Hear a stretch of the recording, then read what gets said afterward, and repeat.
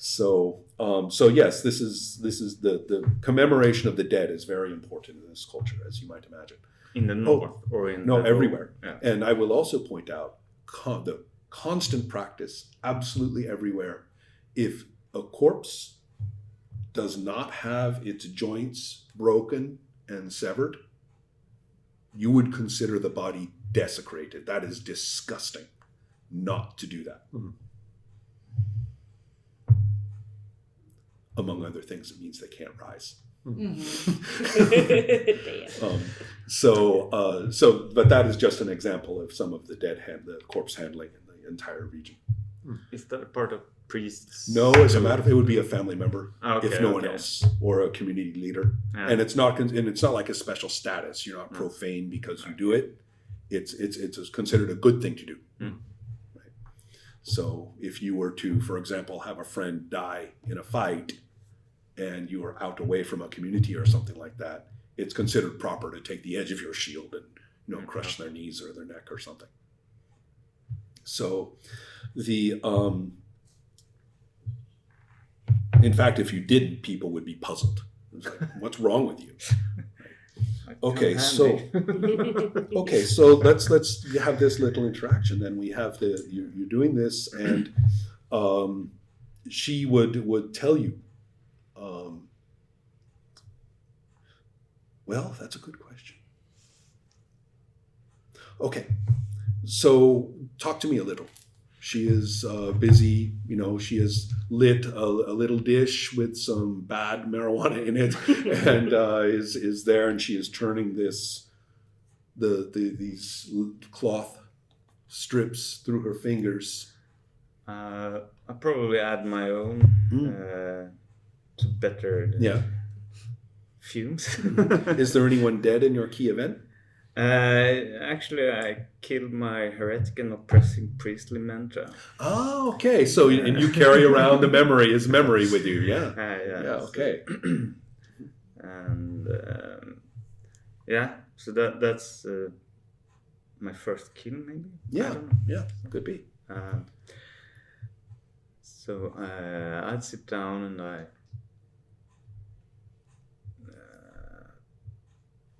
ask her about if it's not inappropriate, who's her lost people are. Right. Yeah, it's quite appropriate actually. It's a decent thing to do. So the sharing the facts between the two of you. Yeah. The one thing that you will pick up is that her brother, that she is mourning here, is not actually dead. That she says, and then here's Ludger, and it's kind of like, and this person dies this way, this person dies that way, and here is Ludger, whom I consider to be among them, who to me he is among them. How come? Charm roll. Ooh. Ooh. 20. Oh. Sorry? Oh, yeah, okay. Natural 20, right. Yeah. It was like the opposite of mine. Absolutely. Yeah, absolutely. It's the black and white. And so this is where, okay, so you basically now are going to get this. And we can even, say that perhaps, she will turn to you and say, I need to talk about this. I need some guidance. We have no priest. We have our ways.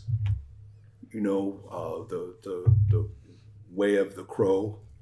And you have learned by now, by talking to people, it's not really different from the general religion. It just has this nice solid symbol here for some reason, some cultural reason. It has grown to have this visual symbol here, a sense of identity for us, right?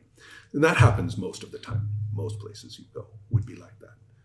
And in some fashion, like somewhere when people get married, they go stand naked on that rock, for a while. Yeah.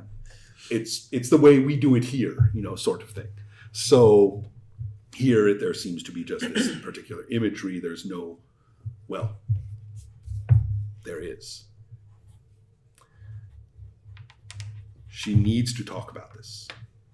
And she says, we pay a price for our ways here.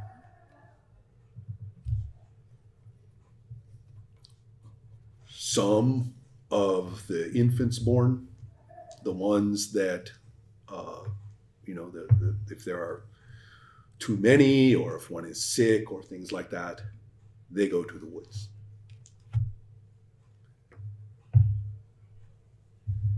We suffer. Every few years, the sickness comes. But it is worth it. She is in the forest, and her wolves come and protect us when the raiders come.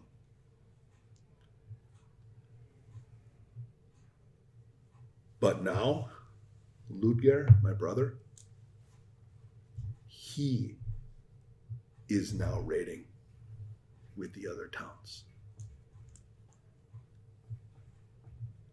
I don't know why I have become, the people have turned to me. I have helped put this community back together. I have spoken with her in the woods.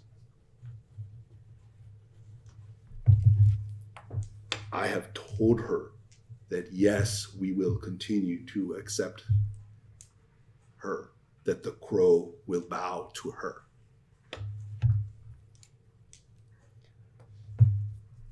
But now it's against my brother.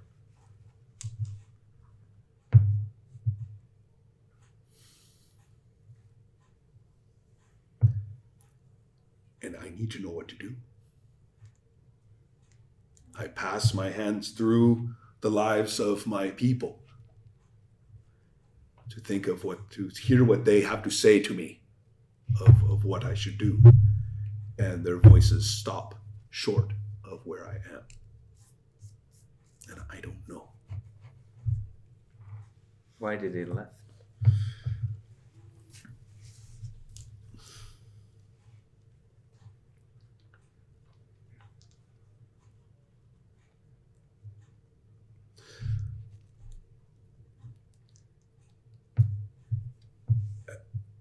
As far as I know, the people who could not tolerate, the people who could not stand her, many of them fled. And he and I were young, and he was taken by kin who fled. I am the only one left of that clan, of that group of people, that family. So he left many years ago. She shrugs a little bit. 8, 10. We were both young. So that would put them in their preteens, probably. Depending on the age difference, which isn't quite clear. And so he has grown into a notable person among the fighting to the west.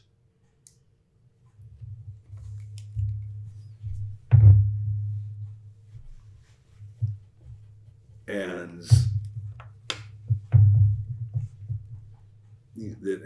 she speaks of information that is ordinary cultural information because everybody talks to everybody. The peasants talk to the peasants, and then some word gets to someone who's sleeping with a peasant, and then that gets spread through, so it's sort of when she says, I know, it's not a mystical statement.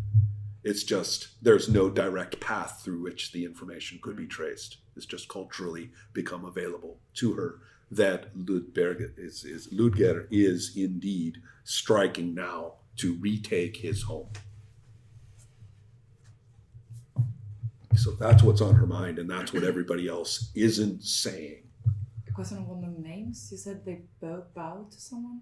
Yeah. Yeah, the woman in the forest, whoever that is. The woman in the forest, okay. Yeah. The woman in the forest. And she also mentioned the wolves. Mm. So, and so she'll say, I'm not, perfect. she will say, in fact, I'm not.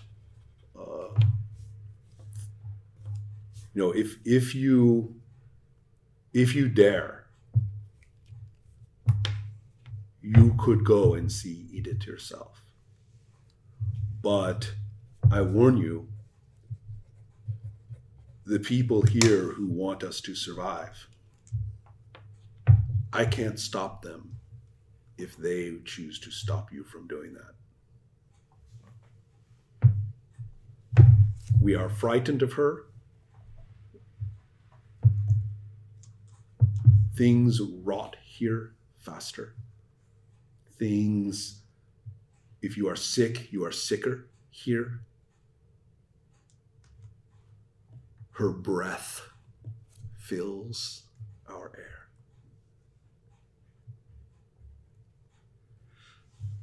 But she fights with us. Okay. I'm just not sure if I want the breath of her bhaja to blow upon my brother. So I see, I listen to my mother, but I don't know what she says. So she's not, as you see it, she's not just protecting you from the raiders, but also the rot. No, that's her. She is Yeah, the rot. that's the these impacts upon the village, the way of the things that have affected their lives. You are a priest and nothing else. You have not been dealing with the animals, with the materials, with the yard. You are fighters. You have not gone out into the farms. You have not gone out and hunted. You have not seen the things. You're the only one who would have seen that the shore there's a distinctive shift ecologically between this village area and the shoreline. Pretty much when you go past the standing stones to the shoreline, it's normal. It's when you step in a little bit more, things seem shifted. They shift into this unhealthier state. In a way, you're like, that's funny. These fish should be better off, or this area that feels wrong. This area, it's taken you a few days, a few weeks, because it's subtle and you're not a wizard, that you see that the place seems just a little stale, a little rotten, a little sicker than it ordinarily would. So that's the perceptions that you are picking up, and why your characters haven't been spotting it, and why your character hasn't spotted it directly. But once she starts talking like this, then your cultural, signals go up, and you're like, oh,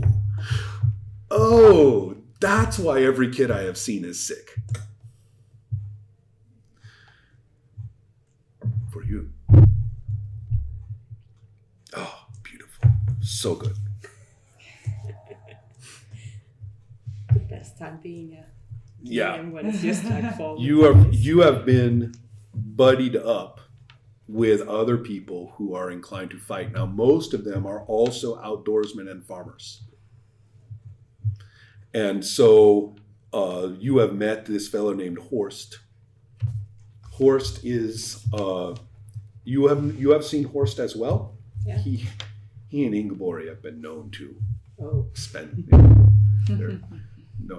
their sleeping arrangements are contiguous.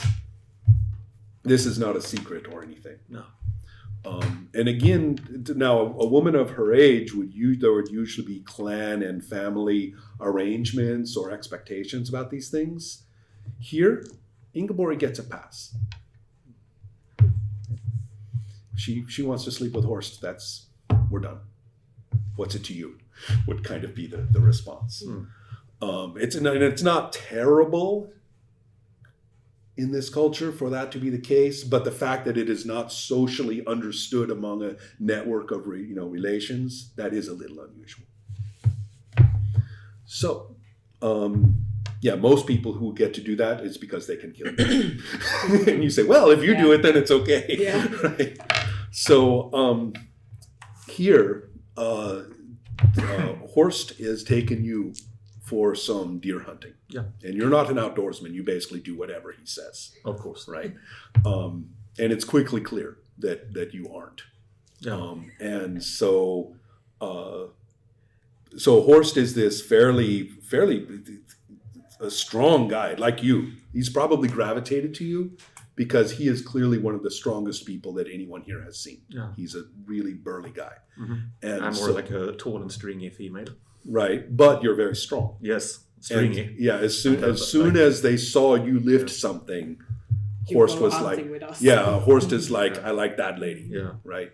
And it quickly becomes clear that, the two of you are well matched in strength. Yeah. And so But he's the strongest in the yeah. among us. Right? Yeah. Oh yeah. Yeah. And But they so don't dare to ask me to go out hunting with them. right. Yeah. Well, that's not appropriate. You're a gentry. Yeah, You've yeah, got, yeah, you have Yeah, horses. friendly. You have horses to tend to. You have, Yeah. And I'm too friendly. and yes, that's true too. And I'm They- not afraid of work. Right. And I would point out too that your character, there are no steel weapons here. Oh. Your sword is the only steel at all, and they are interested. Right? They are like, ooh, Shiny. yeah, exactly. And so there are no swords even here. Mm. Swords is a gentry weapon. Yeah. So then they are not that common. The movies and TV love Right. swords Yes. so much, Yeah. but really it is the retooled axes and the spears that are vastly more common. Yes. Yeah. Spears are awesome. Oh, spears! Oh. Okay, so here you have you're basically in these upland woods, and you will note that Horst is very clear, right? That he when you go into the forest, he goes, we go in this way. There is a trail in, and he touches the raven's wing that has been nailed to the tree on the way in, and kind of gives you this side eye to make sure that you do the same. Yeah.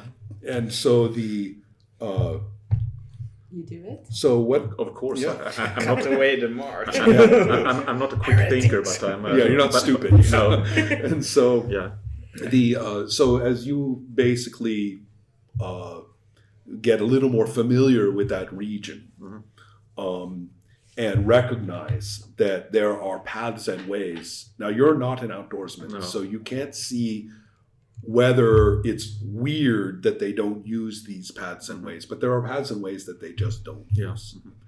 And he wants to talk to you. He says, "I'm glad you have come. I'm glad that you and your people have come here. Yeah. We need you." I'm a good listener, but I'm not a chatty fellow. Sure, absolutely.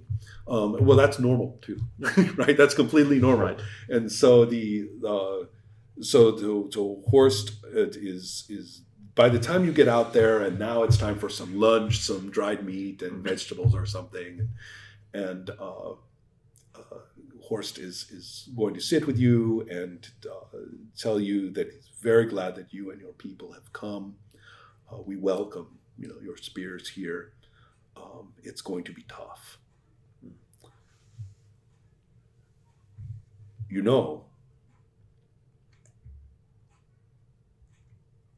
There's a lot more going on than just raiding.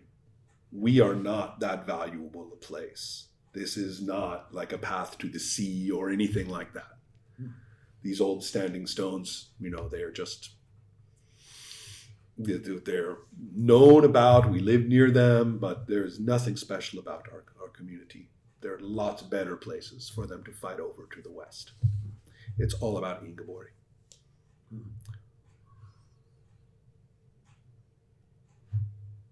She could go to her brother. And he hasn't said that you know nothing about a brother. There's a brother, right? Yeah. But he speaks about it like this is ordinary. Yeah. Says she could go. And I believe I keep my reactions close. So. I imagine you do. And says she could go to her brother. He would welcome her. She would be honored wherever he takes her. And it would be over. It would be over. We would be safe here. And he looks about and says, "She will keep us safe, and maybe it wouldn't be so bad with Ingeborg gone and the raiders coming."